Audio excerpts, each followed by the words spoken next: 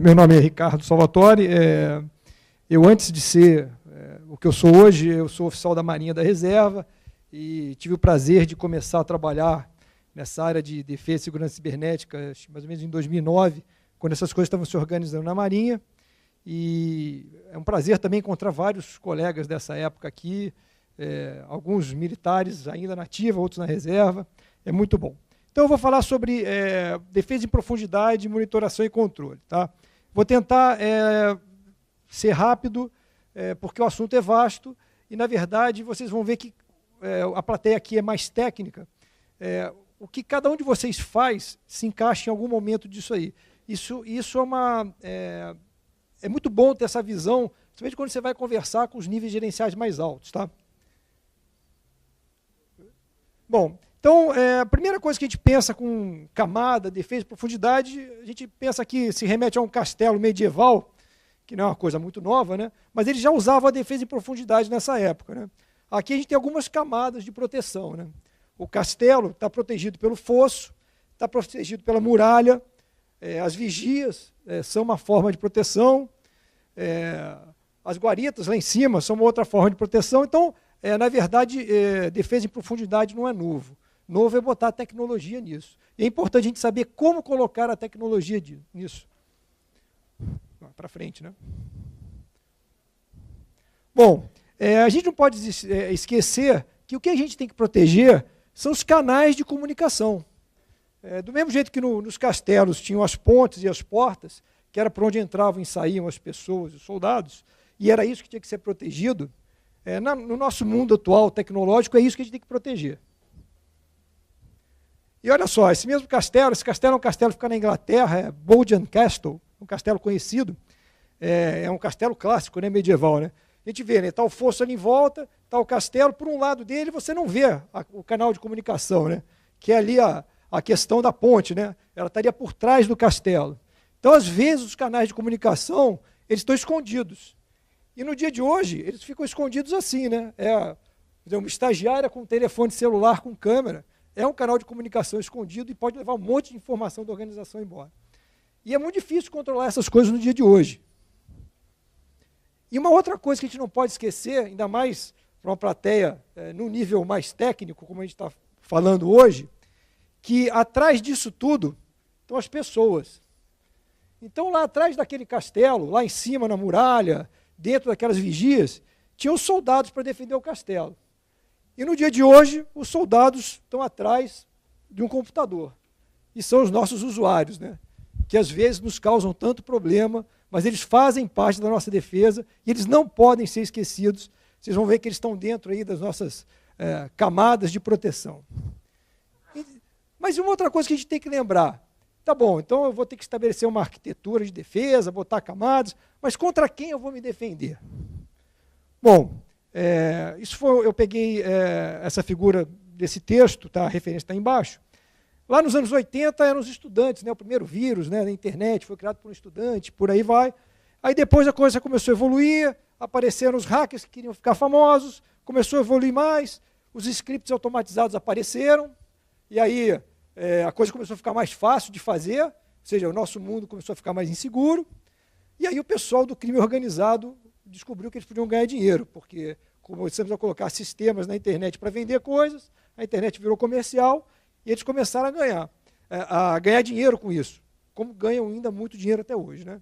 E aí, depois entrou o interesse nacional. A gente pega ali 2005, né? Por que está ali 2005? Né?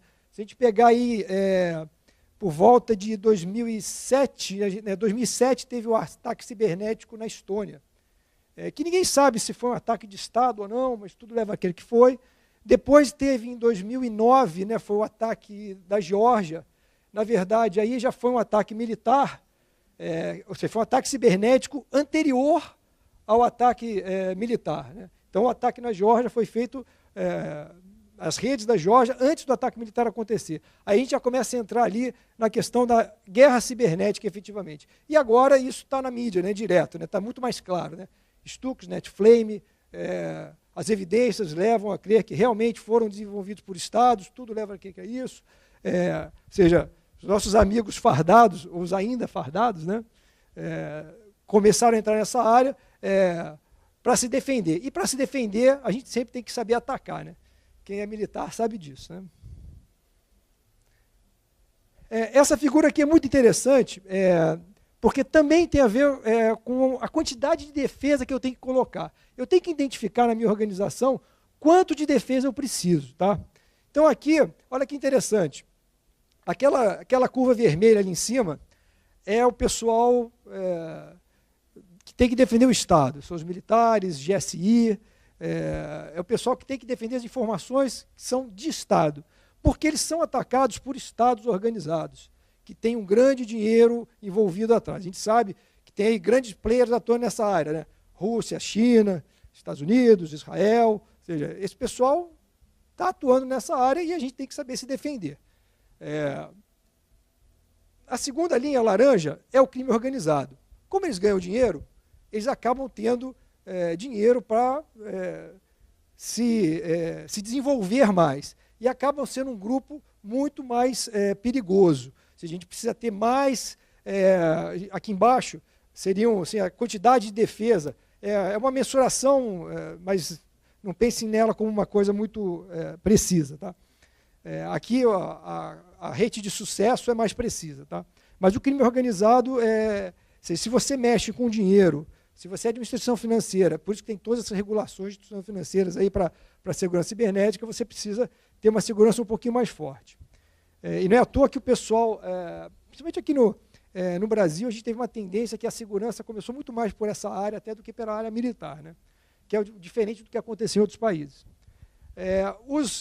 Eles chamam aqui de atores caóticos, na verdade LUSEC, Anônimos, etc. É o pessoal politicamente motivado, né? Esse pessoal, ele não não tem tanto dinheiro, mas ele é muito motivado. Então, às vezes, o conhecimento técnico é até um pouco mais baixo, mas ele junta um monte de gente com um pouquinho de conhecimento e consegue fazer grandes coisas, principalmente que aparecem na mídia, né? Então, se a sua organização está preocupada em manter uma boa imagem na mídia, vocês têm que se preocupar com eles. E aqui no verde é o script kid, é o atacante casual, vamos dizer assim, aquele que está passeando pela internet para aprender ou fazer alguma coisa. E aqui no roxo somos nós, né, os auditores, o pessoal de segurança, que é todo limitado por tudo que se pode imaginar e não pode imaginar. O que esse cara diz, essa HD Moore Law, é o seguinte, que à medida que o Metasploit evolui e tem versões novas, essa linha vai andando para cá. Ou seja, o atacante casual, quanto mais scripts automáticos eu tenho para usar na internet, essa minha barra vai andando mais para lá, e aí todo mundo tem que estar pelo menos até aqui. Tá? Todo mundo tem que estar defendido pelo menos até aqui. Então, essa é a lei que ele fez uma referência aí à lei de Moore, e ela é muito boa para a gente identificar ou explicar por que a gente tem que botar tantas camadas de defesa. E a gente não pode esquecer isso, que proteção exagerada impede o acesso à informação.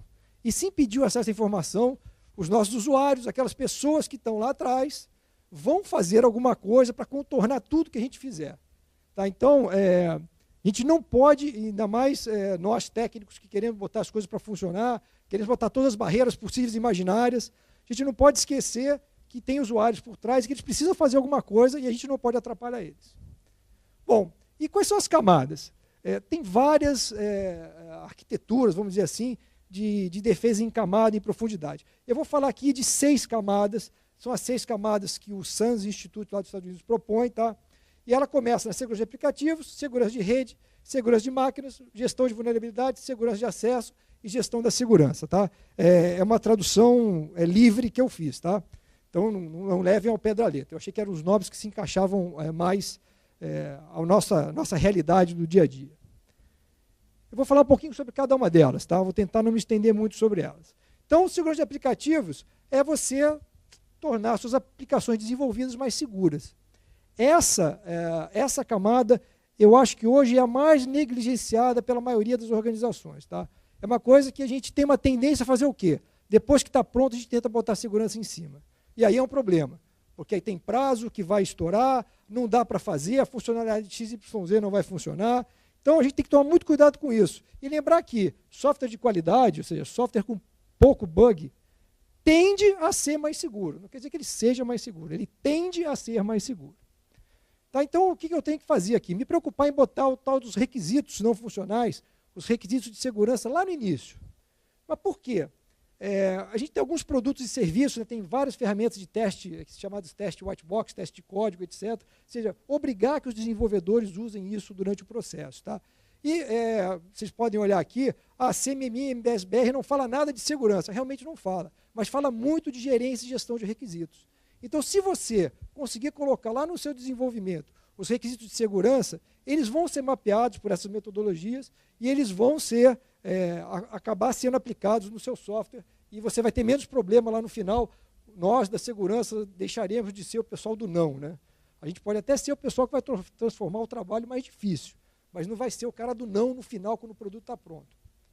E já existem várias certificações até de segurança e de desenvolvimento seguro. Essa é uma delas, ou seja, cobrar que os desenvolvedores pelo menos estudem um pouquinho sobre segurança do desenvolvimento antes de começar a fazer alguma coisa. E se eu vou contratar desenvolvimentos externos, cobrar do meu fornecedor que ele faça isso, tentar entender o processo de desenvolvimento do fornecedor.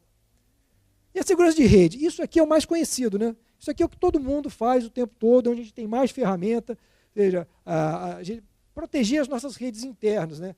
Toda organização hoje tem o seu portal corporativo, né?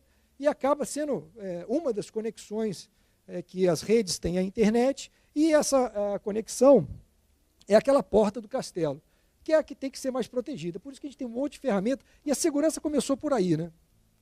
Então, IPS, IDS, firewall de borda, proxy, web filter, tudo isso está aí dentro, e a gente tem já a questão dos serviços gerenciados. Né? Hoje você pode até terceirizar isso de uma maneira.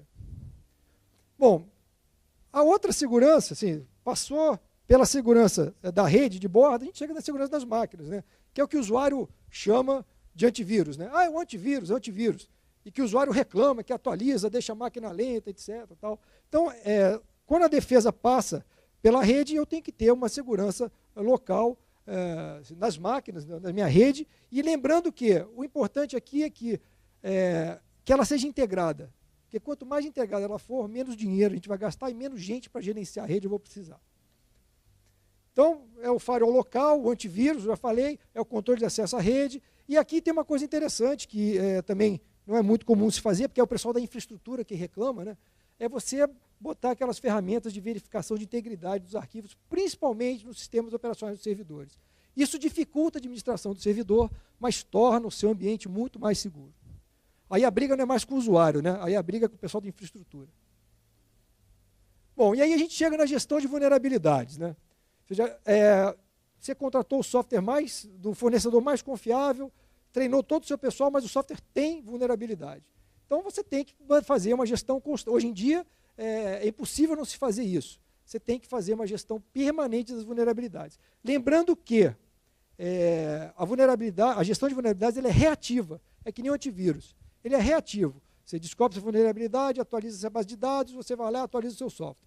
Ela não ou seja, o proativo é você fazer a gestão, mas ou seja, as bases de dados que você recebe são sempre reativas. Então ela não resolve todo o seu problema, mas ajuda muito, ela torna o seu ambiente um pouco mais seguro.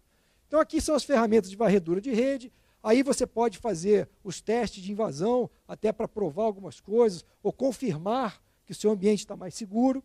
Você também pode fazer o teste de invasão lá no início, tá? no desenvolvimento, né? Antes de botar o software em produção, fazer um teste e ver se ele está legal. E aqui você também tem já vários serviços terceirizados oferecendo isso. E aí entra os nossos usuários, né? Aí é a segurança de acesso. É todo o pessoal que está olhando para você como o cara do não, o cara que impede eu de trabalhar, que deixa a minha máquina mais lenta, não deixa eu fazer o que eu quiser. Então eu tenho que tomar muito cuidado com os recursos de segurança excessivos, né? Já comentei sobre isso. E aqui a gente vai usar muita VPN, muita criptografia, ferramentas de DLP, se for necessário. E lembrando que, na verdade, isso é o número de chaves que eu estou dando para o meu usuário. Né? Então, se eu boto 5 cadeados para ele abrir a porta, ele tem uma tendência a deixar 4 abertos e ficar com uma chave só.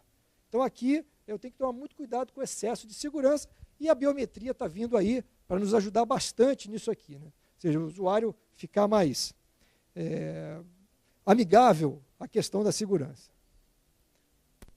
E aí a gente chega na gestão. A gestão é a parte dos gerentes, né? seria é o chefe da segurança, é o encarregado da segurança, é o gerente de segurança, é o gestor de segurança. Em muitos locais, ele acaba sendo mesmo o cara da infraestrutura. Né? A gente sabe que é óbvio que se ele cuida da infraestrutura e da segurança, ele vai se preocupar com a infraestrutura funcionando e os sistemas rodando, e ele vai ignorar a segurança. É que nem aquela questão do desenvolvimento. Se eu tento botar a segurança em cima depois que está funcionando, a dificuldade é muito grande. Aqui a gente tem os treinamentos e as campanhas de conscientização fundamentais para todos os usuários entenderem aquelas dificuldades que eles vão ter no dia a dia. O plano de continuidade do negócio, que tem que ser gerido normalmente, né? Eu não posso ignorar o plano de continuidade, eu tenho que fazer e manter a gestão dele constantemente. Então, gerenciamento de eventos, gerenciamento de logs, as ferramentas de GRC, até para eu fazer compliance, são muito boas, eu estou automatizando esse processo. Amplas campanhas de conscientização, a forense e a resposta a incidentes, ela é amiga do gerente, né, para ele provar algumas coisas e mostrar algumas coisas que estão acontecendo, que às vezes ele não está vendo. E aqui é uma visão geral das 6 camadas, vamos dizer assim. Eu tenho a minha intranet, tenho a internet, as 6 camadas de proteção. Lembrando que eu tenho hoje os sistemas na nuvem e eles fatalmente vão bypassar alguma dessas camadas. Né? Então, é o desafio da segurança na nuvem. Né? O desafio é exatamente saber o que eu vou cobrar do meu fornecedor lá da nuvem e o que eu vou treinar os meus usuários, por exemplo, ou incluir de procedimentos de gestão para que eu use a nuvem de uma maneira segura. Aqui a criptografia ajuda muito, muito. Diria que é a melhor ferramenta para segurança na nuvem. Eu estava lendo agora essa semana sobre uma questão aí do Dropbox, né, e uma recomendação né, considere ele uma ferramenta de hospedagem pública, mesmo que você pague, etc., ou qualquer outra ferramenta, o Dropbox é um exemplo só, e mantenha os dados que você tem lá dentro criptografados de usuário com a chave. Ou seja, a maneira de você ter um controle sobre o que está lá. Se perder a chave ou se roubarem, está criptografado e tudo bem, você tem a chave. Bom, então, essa primeira parte eu falei sobre a arquitetura de segurança. Falei bem rápido, vocês viram que dá para colocar praticamente tudo da segurança em alguma parte dessas 6 camadas. É claro que quantas coisas eu vou colocar em cada uma delas, quanto eu vou gastar em cada uma dessas ferramentas ou em cada um desses serviços, vai depender daquela primeira coisa, né, que eu tentei identificar. De quem eu vou me defender? Qual o valor da minha informação para a organização? Isso, às vezes, é muito difícil de explicar para a alta administração. Né? É muito difícil. Bom, depois que eu estabeleci a minha arquitetura, eu tenho que controlar e monitorar. Aí eu vigia, né? É a parte que é mais maçante do trabalho, vamos dizer assim. Né? É eu ficar olhando para o nada, esperando alguma coisa acontecer. A sorte é que no nosso mundo tecnológico acontece um monte de coisa o tempo todo nas nossas redes. Né? Sempre está acontecendo alguma coisa, dificilmente nada está acontecendo. Aí aqui entram os 20 controles críticos para a segurança cibernética. Esses controles foram propostos também lá pelo pessoal do SANS Institute. Agora, na RSA 2012, já começou a haver um acordo entre o governo americano, o governo da Austrália e da Grã-Bretanha. Eles são uma maneira de você priorizar ações e de você conseguir definir o que fazer primeiro. São 20 controles. Também aqui a gente consegue colocar praticamente tudo que eu já falei daquela arquitetura. Você pode pensar até como um framework diferente, mas eu gosto de pensar nele como na verdade, uma monitoração em cima da arquitetura inicial que você pensou. Quais são os controles fundamentais? Os fundamentais são aqueles 4 primeiros. Quem fala isso é a NSA. Tá? A NSA, às vezes, ela acaba sendo mais conhecida pela má fama, né, de espionagem, etc., criptografia fraca, tal, mas ela também tem uma área grande, importante, de segurança. Ela também normatiza e ajuda a regular a segurança dos sistemas, principalmente do governo americano, principalmente não, do governo americano. Né? E ela diz que esses 4 primeiros controles, que é o inventário de hardware, de software, a configuração segura de máquinas e a gestão de vulnerabilidades, se você tiver controle sobre essas 4 ações, Se você tiver esses 4 controles implementados, você tem o maior poder de mitigação de ataques. Além disso, esses 3 controles, que são as defesas contra malware, o antivírus, né, falando, vamos dizer, no popular, recuperação de dados, ou seja, eu ter processos de backup e restore funcionando e testados, e o pessoal treinado, essas 3 são as que eu tenho que fazer imediatamente. Eu não tenho nada. Por onde eu começo? Começo por essas 3. E já me preparo para implantar aqueles 4 ali, que são fundamentais para eu controlar a minha rede. É claro que isso eu tenho que primeiro pensar naquela... Ninguém vai fazer isso sem ter uma segurança de borda, né? Então eu tenho que primeiro pensar na minha arquitetura, né? Bom, então, quem criou isso? Na verdade, foram os especialistas NSA, Departamento de Defesa americano, o CERT americano, especialistas da área financeira americana, do setor nuclear americano, que em grande parte é civil e tem uma grande preocupação com isso. Então, eles criaram isso, isso foi evoluindo, está na 3ª versão, e agora está se tornando quase um consenso, como uma maneira de você aumentar o seu nível de segurança, né? Os Estados Unidos, como eles são países altamente conectados e se consideram altamente vulneráveis, apesar de todo o esforço que eles fazem, eles têm essa lei, a FISMA, Federal Information Security Management Act, que ela tornou esses controles como uma peça fundamental dos programas de segurança deles. Tá? Então, o governo americano acaba tendo que seguir isso quase que para ser compliance com as regras deles. Tá? Aqui tem algumas declarações. Esse John Stelfort do Departamento de Estado, se seria o Itamaraty americano, eles implantaram isso em todas as embaixadas, e diz que ele conseguiu medir que o risco diminuiu em 94%.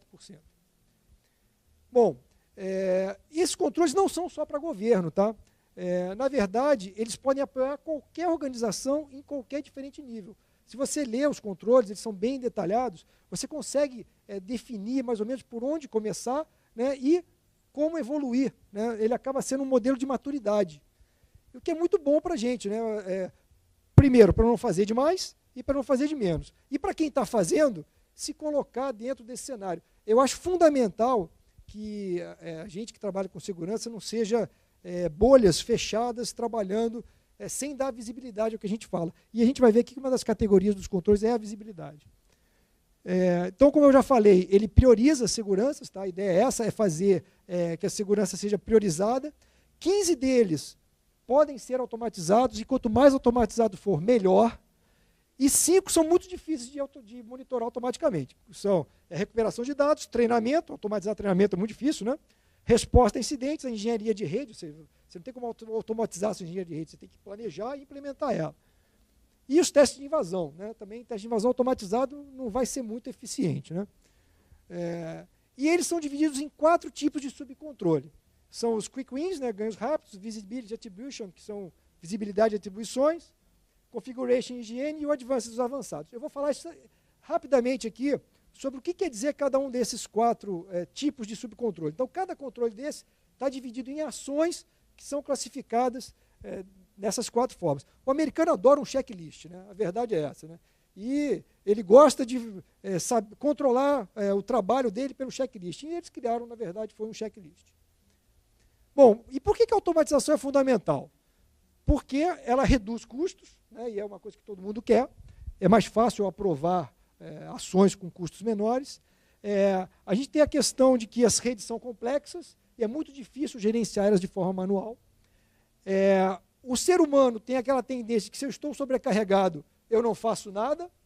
Então, se você não automatiza, seu analista, o seu técnico está sobrecarregado, ele não vai fazer nada, por mais que você grite, esperneie ou ameace ele de demissão. Você pode reduzir a equipe, aí já não é muito bom para o técnico e para o analista, mas você pode reduzir a equipe, você pode até terceirizar serviços, né? Já falei sobre isso. E as análises acabam sendo mais rápidas e precisas, né? Quando elas são automatizadas.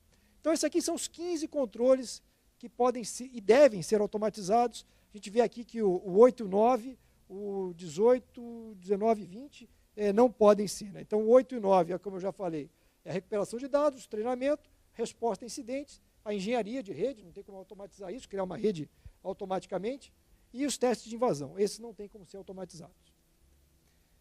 vamos falar agora sobre essas 4 subcategorias que os controles são distribuídos. Tá? Os quick wins, né, os ganhos rápidos, eles são fundamentais. São aqueles que você começa, eu vou montar um controle de inventário de hardware. Começa pelo quick win. É fundamental para a segurança. Mas ele não significa que você fez tudo, senão não precisava existir o resto. Então ele é por onde começar, aquilo que eu falei, é a maneira de você priorizar. Eu priorizo por onde eu vou começar e eu começo pelo quick win daquele que eu priorizei. E a ideia deles é eu aumentar rapidamente o meu nível de segurança, eu rapidamente atingir um nível de segurança desejável para aquelas ameaças que eu identifiquei lá no começo. Visibilidade e atribuição, né? Visibility attribution. Aí o foco é melhorar o processo, melhorar a arquitetura da segurança, eu conseguir, a associação, eu conseguir identificar quem é quem na minha rede, a famosa consciência situacional. O pessoal militar vai entender o que eu estou falando. Né? Consciência situacional é o quê? Conheça a sua rede, saiba o que está acontecendo na sua rede o dia a dia. Esses controles visam aumentar a consciência situacional sobre a sua rede. E a configuração e higiene. Aqui é aumentar, aí já é o próximo passo, né? Vou aumentar a minha segurança, vou reduzir as vulnerabilidades e vou melhorar minhas operações de TI. Eu estou já com alguns níveis de segurança implementados, estou querendo melhorar. Eu parto para esse tipo de controle. Eles focam mais na redução daquelas práticas inseguras que administradores de usuários gostam de fazer o tempo todo. Então, o princípio desses controles é que uma rede bem administrada é muito mais difícil de ser atacada. E se eu conheço a minha rede, ela bem administrada, e eu sofrer um ataque, teoricamente, eu vou ter mais chance de identificar esse ataque ou até de bloquear. E os avançados é o next level, né? É o próximo patamar. Eu já estou naquele nível que eu estou mais do que satisfeito. O que eu vou fazer? Eu vou para o próximo nível para ficar mais tranquilo ainda. Né? Agora, o pessoal que sofre mais, vamos dizer assim, mais ataques, ou que tem informações mais valiosas, talvez tenha que chegar até aqui já na primeira leva, né? Não tem que pensar muito, não. Bom, aqui eu vou dar 2 exemplos. Primeiro do controle 1, tá? O inventário de hardware. Inventário de hardware parece ser uma coisa óbvia, mas ele e muitas vezes quem se preocupa com isso é a infraestrutura, mas ele ajuda em muito a segurança. Tá? Então, qual é o quick win do inventário de hardware? Tá? O quick win é botar uma ferramenta automática de inventário. Né? Isso, praticamente todo mundo que gerencia uma rede grande precisa disso. Qual é a visibilidade? É eu atualizar continuamente a lista de redes de hardware conectados à rede. Então, conectou, eu atualizo a minha rede. Essa é a visibilidade, estou aumentando a visibilidade. A configuração é eu relacionar esses sistemas conectados a um proprietário do sistema, ao usuário. Então, eu saber exatamente quem é o usuário de cada sistema. E o avançado? O avançado é eu fazer autenticação a nível de rede, controle de MAC address, é um sistema conectado sem estar autenticado, ser automaticamente movido por uma VLAN, por exemplo, mais fechada, e depois eu passar ele para redes mais seguras. É a automatização da conexão dos sistemas à rede. E o 2, o inventário de software, também é uma coisa que todo mundo tende a fazer. E a gente nunca pensa que isso ajuda a segurança. Ajuda e muito. Tá? Então, o quick win aí é listar os softwares autorizados. Primeiro eu tenho que saber o que a minha organização precisa para trabalhar. Listar o que é autorizado, o que não é. Escolher softwares mais seguros ou mais confiáveis para que os usuários executem o trabalho deles. A visibility, usar uma ferramenta automática de inventário de software. Configuration, criar dentro dessa ferramenta uma whitelist de aplicações autorizadas. Se alguém tenta instalar uma aplicação não autorizada, ela é automaticamente bloqueada. E o avançado é eu ter aquelas máquinas virtuais, hoje isso está sendo cada vez mais feito, né? Eu tenho as minhas imagens confiáveis dos meus sistemas e eu gerencio essas imagens, qualquer problema, eu nem penso. Já aplico para o usuário uma nova imagem de um sistema do zero, os softwares autorizados estão lá dentro, ele continua a trabalhar, e o sistema que por acaso foi comprometido, eu vou fazer uma análise offline para ver o que aconteceu. Aí vou usar forense, resposta a incidente, etc. Então vocês veem, isso não é uma coisa muito difícil de fazer. O difícil é colocar isso como uma visão de segurança e convencer gerentes, pessoal de infraestrutura e usuários que isso contribui para a segurança também. Bom, aqui é uma outra forma, que essa aqui também, essa organização é proposta pela NSA, tá? de organizar esses controles. Tá? Então, quais são as ações que eu tenho num ataque? As ações são reconhecimento, invasão, manutenção, exploração e a limpeza. Né? Quando eu chego ali na limpeza, eu estou no APT. Né? Ou seja, ali já acabou, ou seja, game over, eu nem sei que eu fui atacado. Eu vou descobrir isso muito tempo depois. Eu tenho que ter os controles para ele mitigar as ações nessas 4 fases do ataque.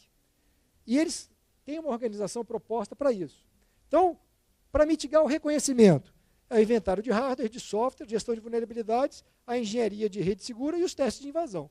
Então, esses controles ajudam a mitigar o reconhecimento, que é o início de qualquer ataque. A invasão é a configuração segura das máquinas, eu tenho aquelas imagens seguras, eu tenho a configuração definidas, é a configuração segura da rede, e gerenciar isso, controlar isso, né? A segurança das aplicações, segurança de rede sem fio, se eu tiver rede sem fio, as defesas contra malware e os controles de portas e serviços. Se eu já fui atacado, já tem alguém lá dentro. Qual o controle que me ajuda a mitigar esse problema? A gestão de log, a defesa de borda, pode identificar uma conexão que não é o normal, o controle de acesso e os testes de invasão, mais uma vez, ajudam aqui. E se eu já cheguei na exploração, aí sim, treinamento, os usuários serem treinados, vai conseguir mitigar isso, recuperação de dados, data loss prevention, preservar a perda de dados, né, ter isso configurado e bem administrado na minha organização, e a resposta a incidentes. E aqui, o que acontece? Esses controles bloqueiam os ataques cedo, os do meio bloqueiam vários ataques, e ali já é para mitigar o impacto. Ou seja, o ataque já aconteceu, estou tentando mitigar o impacto do ataque. Isso aqui é a versão original em inglês, eu quis botar aqui para, como eu falei, a minha tradução foi livre, para ninguém falar que eu traduzi errado. Então aqui são os controles na maneira que está, na verdade, que o SANS distribui. A gente vê ali que os 4 primeiros têm um efeito muito alto, aquilo que eu comentei no início, e ele vai descendo não é em prioridade de implementação, é em efeito na mitigação de ataques. Agora aqui eu vou tentar fazer uma correlação das duas coisas, tá? Da arquitetura com os controles. A gente pode pensar que é o tudo junto. Então a gente tem aqui as 6 camadas, né? Aquelas 6 camadas que eu falei da arquitetura. Os 4 controles que são essenciais, né? Eles vão contribuir nessas 4 camadas aqui, as 4 primeiras, que é o inventário de hardware, inventário de software, configuração segura e a gestão de vulnerabilidades. Aqui são os 3 por onde eu tenho que começar se eu não tiver nada, né? São os treinamentos, recuperação de dados, e o treinamento contribui dos 2 lados, né? Assim, desculpa. E aqui as defesas contra malware, né, que é o famoso antivírus, né? Bom, aqui são os outros todos controles distribuídos em que camada eles estão contribuindo, né? Já deu para ver que as coisas são um pouco complexas, né, controlar isso tudo. Esses aqui são os manuais, que a gente não tem muito o que fazer, tem que ter gente olhando para isso e analisando. Eu tenho ainda alguns serviços que podem me ajudar. A criptografia, ela contribui bastante na segurança de acesso, como eu falei. As ferramentas de GRC contribuem bastante na gestão. Os testes de software e testes de invasão contribuem aqui na gestão de aplicativos. E para automatizar isso tudo, nada como um sistema de CIEM que me permita integrar essas informações. Lembrando que a conexão entre essas coisas tem que ser muito bem planejada e muito bem feita, né? Para que essa automatização não esconda eventos que eu tenho que ver. Bom, então, para encerrar, algumas recomendações. Tá? Primeiro, identificar as ameaças. É aquilo que eu mostrei lá no início. Saber quem é a minha ameaça, qual o valor da informação que eu quero proteger. Para a gente da segurança, não ser o pessoal do não, o pessoal exagerado, o pessoal que está achando que o mundo vai acabar. Se você conseguir estabelecer esse nível com a sua alta administração, que é quem tem que ser influenciado, ou seja, influenciar as pessoas certas, nada como um teste de invasão para influenciar as pessoas certas, sempre é bom, você acaba provando que certas coisas podem ser feitas, às vezes as pessoas acham que isso é ficção científica, e não é, né? Nós sabemos que não é. Cria uma arquitetura de defesa, ou seja, não sai colocando as coisas sem organização. Cria uma arquitetura, um plano e siga essa arquitetura. Vai ser mais fácil de você conseguir a verba necessária, porque você precisa, e conseguir evoluir no nível de segurança que te deixe mais confortável. Usar os processos automáticos, quanto mais automático for o processo, menos sobrecarga de trabalho vai ter em cima da sua equipe, e nunca relaxe nas defesas, né? Nós estamos aí, sabemos a quantidade de vírus e vulnerabilidades que aparecem cada dia. Ontem mesmo eu estava acompanhando uma apresentação e sim, que o Brasil é o primeiro país em número de malware e botnet na América Latina, óbvio, somos o maior país mais conectado, mas o segundo e o terceiro é o Panamá e a República Dominicana, que são dois países pequenos. Mas por que eles são o segundo e o terceiro? Porque são países altamente conectados, que tem Panamá, tem muitas empresas lá ligadas ao canal do Panamá, americanas, e que precisam de conexão o tempo todo, e os nossos amigos, os cybercriminosos acabam se aproveitando disso. Então, pessoal, isso é o que eu queria deixar como mensagem. Como eu falei, é uma visão mais gerencial, mas ajuda as pessoas no nível mais técnico se colocar em cada posição dessas, entender o que ele está fazendo e conversar com a gerência de uma maneira mais clara, né? Para não parecer que nós somos os arautos do fim do mundo, né? Que tudo vai acontecer.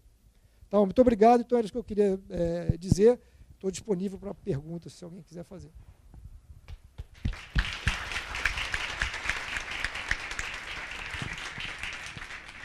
Boa tarde, Ricardo. Uma dúvida, quando você identifica dentro da organização que você está falhas dentro desse processo, mas você não corresponde a um alto nível de decisão, qual é a sua opinião, o que deve ser feito pela parte do analista que identifica isso? Eu vi que você colocou ali para influenciar pessoas que estão na alta hierarquia, mas às vezes você não tem acesso a elas. O que você diz para fazer nesses casos? É claro que existem barreiras hierárquicas. Eu, como ex-militar, conheço isso muito bem. O ideal é você provar certo tipo de coisas. Mas nós, técnicos, temos uma tendência a querer provar de maneiras técnicas. Aí é usar aquela correlação do castelo, usar uma correlação do dia a dia, do trânsito. Olha, não adianta eu não treinar meus usuários, porque vai ser aquele motorista que vai andar na contramão na rua. Nada impede que ele ande na contramão. E todo mundo que está em volta dele vai ficar inseguro porque ele está andando na contramão. Ou seja, são coisas que você tem que, normalmente, com as camadas mais altas, gerenciais, quando não são técnicos, o ideal é você fazer uma correlação com coisas do dia a dia. Nem sempre é fácil. A gente técnico tem a tendência a sempre botar as coisas em tecnicismos. Mas isso é a pior coisa que se pode fazer. Porque aí ele vai achar que é rocket science, que é ficção científica e que você está querendo dinheiro para fazer uma coisa que não interessa para ele. Então, eu diria que a melhor maneira é essa correlação com eventos do dia a dia ou coisas de fácil entendimento. Mais alguém? Mais alguma pergunta? Bom, eu tenho uma pergunta. A sua palestra foi muito focada em questões gerenciais, de governança, como o próprio nome, né, o próprio tema já sugeria, e tratou muito bem a questão de controles, o que é extremamente vital na gestão de segurança de um modo geral. É inclusive uma forma da gente justificar nossa existência de não ser demitido no mês seguinte. Ok. E aí a gente tem, puxando o gancho na tua expressão, na contramão do trânsito, não exatamente na contramão, mas outros vieses, questão de cloud computing, questão de bring your own device. Qual é a tua opinião, como é que é a tua visão de implementação de controle com essas realidades de cloud, de devices próprios, visto que, de um modo geral, a visão de controlar é in-out, né, de dentro para fora, né? Você está controlando o que é seu, a organização controla a segurança do desktop porque é dela. Mas como é que ela faz isso? Ou das aplicações que estão ali no parque dela, mas quando essa aplicação vai para uma nuvem, qual é a tua experiência, qual é a sua visão em cima disso? Bom, em relação ao cloud, é o que eu falei. Se você contrata um sistema em cloud, primeiro é a segurança jurídica. Você tem que ter advogados muito bons para que no contrato a empresa fique protegida das questões do seu provedor de cloud, do sistema que for. Você pode exigir algumas coisas. Eu já conversei com alguns advogados, mas você pode exigir que o seu provedor de cloud mantenha o sistema somente servidores no Brasil, porque é uma segurança jurídica maior para a organização. Você tem um sistema, às vezes, nos Estados Unidos, você está sujeito à legislação deles, que talvez não lhe interesse. Então, você pode exigir isso por contrato. E, óbvio, controlar que é isso que está acontecendo, né? Porque às vezes é um pouco difícil de acontecer. Em relação ao Bring Your Own Device, é mais difícil ainda, né? Porque o usuário que traz isso para você, ou o gerente que traz isso para você, ele não quer ser controlado. Ele quer trazer o dele exatamente para não ser controlado. Então, o ideal é estabelecer um limite, claramente. Ou seja, olha, você pode trazer, mas você só vai poder acessar esse sistema, dessa forma, e eu vou ter direito de fazer algumas coisas no seu device. Se não concorda com isso, não traz.